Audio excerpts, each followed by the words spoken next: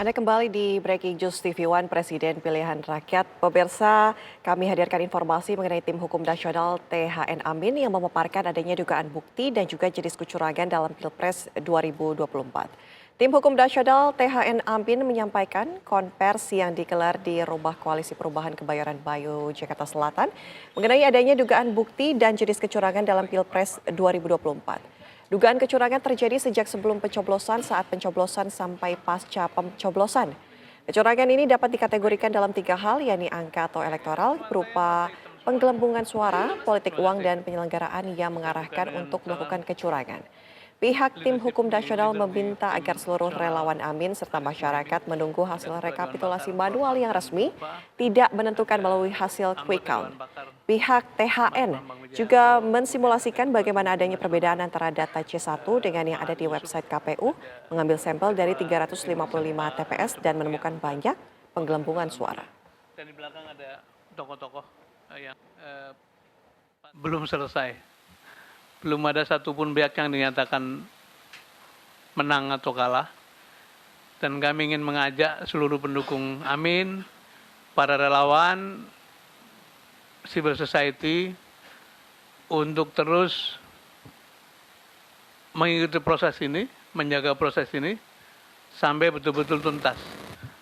Fakta bahwa mulai ditemukan kejanggalan-kejanggalan yang sekarang sudah menjadi isu publik, itu akan membuat kita dan teman-teman di lapangan lebih waspada supaya proses pengawalan suara bisa diselesaikan dengan baik. Ada indikasi sistem itu tidak cukup reliable, tidak cukup terpercaya sehingga terjadi tadi manipulasi dari sistem yang seperti ingin digiring pada hasil quick count. Nah, ini akhirnya kecurigaan masyarakat bahwa terjadi penggelembungan suara memang menemukan buktinya atau kita menemukan buktinya. Jadi kita akan terus dalami dan mari kita dengar. Presiden Joko Widodo menjawab mengenai dugaan kecurangan pemilihan umum atau pemilu 2024. Presiden mengatakan semua pihak harus mengikuti mekanisme yang berlaku. Jika ditemukan adanya kecurangan, maka dapat segera melaporkannya kepada Badan Pengawas Pemilu atau Bawaslu. Yang pertama ya, mengenai kecurangan. Caleg itu ada saksi di TPS, partai ada saksi di TPS, capres, cawapres, kandidat ada saksi di TPS. Di TPS ada Bawaslu, aparat juga ada di sana. Terbuka untuk diambil gambarnya. Saya kira pengawasan yang berlapis-lapis seperti ini akan menghilangkan adanya kecurangan. Tapi kalau memang ada betul, ada mekanisme untuk ke Bawaslu, mekanisme nanti persidangan di MK tadi sudah diatur semuanya. Jadi janganlah teriak-teriak curang. Ada bukti langsung bawa ke Bawaslu, ada bukti bawa ke MK. Kami ajak Anda pemirsa langsung menuju Bawaslu RI. Sudah ada rekan kami Alvin Saputra di sana. Selamat siang Alvin. Apakah sudah ada laporan baru mengenai adanya dugaan perbedaan data?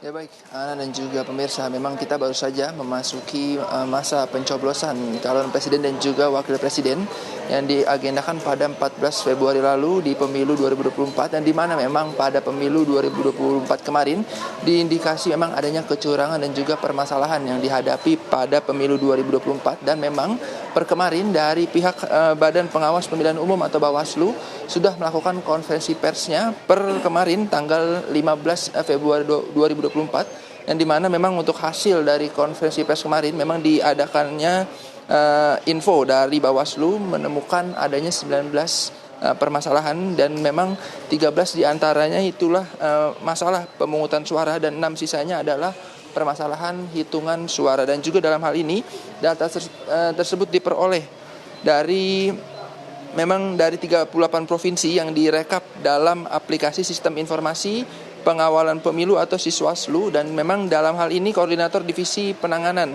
Pelanggaran Bawaslu RI menyampaikan akan menindaklanjuti laporan yang dituju pada Bawaslu dan juga menyarankan kepada KPPS agar taat aturan dan juga tidak menggunakan atribut politik dan bersikap netral. Dan juga Ketua Bawaslu RI Rahmat Bagja juga mengatakan pada pemilu 2024 memang kemarin banyak sekali permasalahan yang dihadapi, dan memang salah satunya ialah sekitar 12.000 TPPS tidak tersedianya alat bantu untuk disabilitas, dan juga sekitar 10.000 TPPS logistiknya tidak lengkap, dan sekitar 8.000 TPPS yang pemilihnya tidak sesuai dengan domisili, dan sebanyak 2.000 TPPS yang dimana pemilihnya menggunakan hak pilih suaranya lebih dari 1 kali. Dan juga Rahmat Bagja mengatakan dengan adanya permasalahan ini nantinya akan dilakukan pemungutan suara ulang, dan juga kami belum mendapatkan informasi kapan diadakannya untuk pemilihan suara ulang, dan memang diadakannya di mana, dan memang nantinya kami akan mengupdate-nya kepada Anda. Dan memang juga Rahmat Bagja mengatakan surat kepada para pihak agar tidak melakukan tindakan yang mengarah atau intimidasi, dan juga Rahmat Bagja menghimbau kepada masyarakat untuk ikut berkontribusi mengawal dan juga mengawasi perhitungan suara yang berakhir pada 20 Maret mendatang di tahun 2024. Demikian Ana, kembalikan kepada Anda. Terima kasih laporan langsung Alvin Saputra dari kantor Bawaslu RI.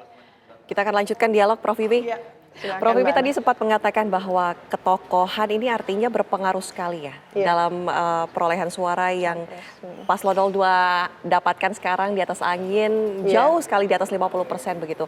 Di belakang Gibran tentunya ada Presiden Joko Widodo. Walaupun Presiden tidak pernah secara eksplisit mengatakan dukungannya, sempat mengatakan juga bahwa dia tidak akan ikut berkampanye begitu, Prof. Bagaimana ini kemudian dilihat dan juga dinilai oleh masyarakat? Iya, memang ada awalan yang kemarin itu mengundang respon dari publik akademis. Publik akademis itu kampus-kampus, para profesor dan sebagainya, karena ada puncaknya ketika saya boleh loh berpihak, saya boleh juga berkampanye. Lah itu ngeri kan gitu ya. Meskipun di peraturan boleh, tapi kan gitu ya, beliau bukan incumbent yang akan mencalonkan kembali. Jadi ini ada pasangan lain yang kebetulan adalah putranya. Nah tentu ini ada kaitannya dengan nepotisme, dinasti politik kan seperti itu. Jadi kekhawatiran yang luar biasa yang menimbulkan resistensi gitu ya. Dari dunia akademis gitu ya, publik akademis menurut saya itu karena respon saja. Merespon ketika Pak Jokowi mau cawe-cawe, ikut kampanye turun, dan wah ini pasti rame kan gitu.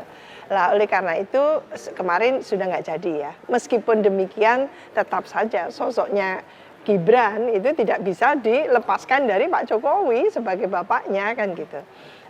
Tentu sumbangsih dari Pak Jokowi terhadap Paslon 2 itu luar biasa.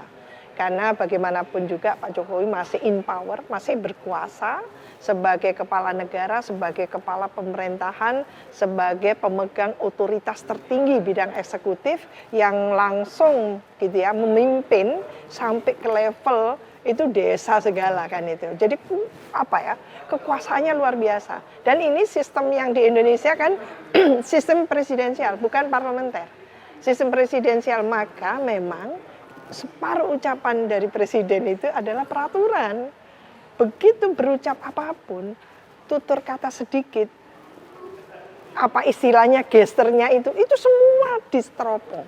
Nah tadi kan memintakan sebetulnya tadi itu dari Bawaslu ya kalau tidak salah untuk adanya keterlibatan masyarakat. Nah TV One dan kita-kita ini termasuk yang ikut mengawal, memberikan edukasi, memberikan literasi kepada publik gitu ya.